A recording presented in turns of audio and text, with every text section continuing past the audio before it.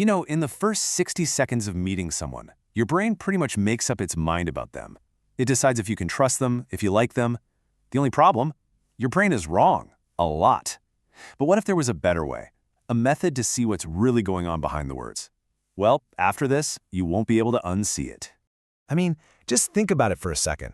Imagine being in a negotiation or a job interview, or even just talking with a friend and being able to understand the real feelings behind what they're saying.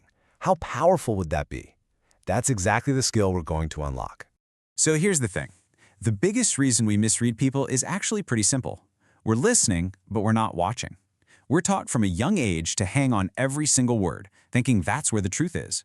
But words, they're the easiest part of communication to fake. Anyone can choose their words carefully to hide what's really going on inside. And this is where it gets kind of mind-blowing. Research from Albert Maribane found something incredible. When what we say doesn't match how we feel, a massive 93% of our message comes through non-verbally. Our body language and our tone of voice completely drown out the actual words we're using. Only 7% is the words. So let that sink in for a moment. If you're only paying attention to the words, you are missing the vast majority of the conversation. You're basically operating with less than 10% of the information available. This is the 93% we're talking about, and it's where the real story is. All right, so the big question is, how do we tap into this massive, hidden channel of communication? Well, it's not about memorizing 1,000 different gestures or trying to become some kind of human lie detector. It's actually about a really simple but incredibly powerful method, one that's used by FBI agents and expert interrogators. And the method itself? It's surprisingly straightforward. This isn't magic. It's just 2 basic steps of really paying attention. Okay, so the first and honestly the most critical step is called baselining. Before you can ever spot what's unusual, you have to know what's normal for that specific person, right? How do they act when they're totally relaxed and not under any pressure? What's their typical posture? How fast do they normally talk? What do they do with their hands? This becomes your personal blueprint for them. So the process is simple. First, you establish their baseline. You just watch their normal, relaxed rhythm. Then, and only after you've done that, you start to look for deviations, any change from that baseline. That change is a signal. It's like a little flare going off that tells you something inside them has just shifted. And this is so important. We're not looking for some kind of Pinocchio's nose, a single universal sign that someone is lying. It just doesn't exist. As the famous Paul Ekman group points out, what we're really looking for are clusters of changes, things that deviate from their normal behavior. That's where the real insight is hiding.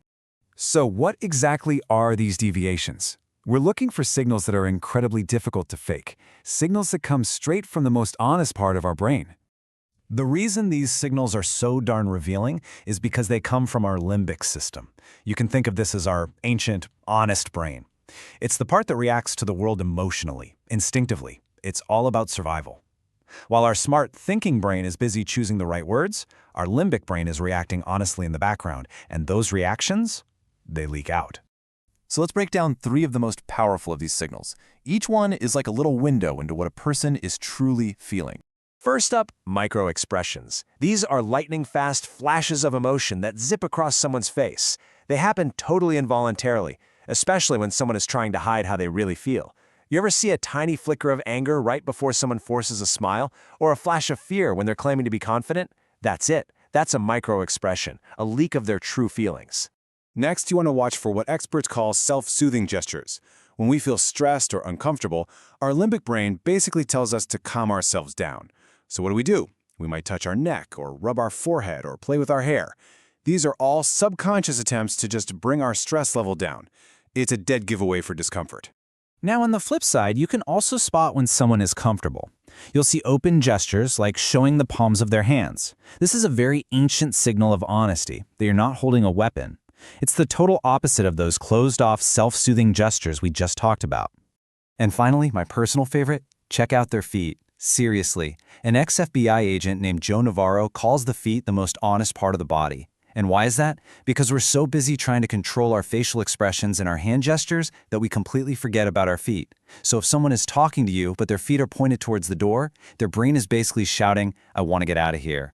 Now, learning this skill comes with a pretty big responsibility. It is absolutely crucial to understand the massive difference between reading someone and judging them. We need a little ethical framework here. Think of it like this. Reading someone should be a tool for protection and for understanding. It means you always consider the context. Maybe they're just nervous or they had a really bad day. Judging, on the other hand, is when you use this stuff as a weapon. You ignore the context and you jump straight to an accusation. Our goal here is to understand, not to accuse.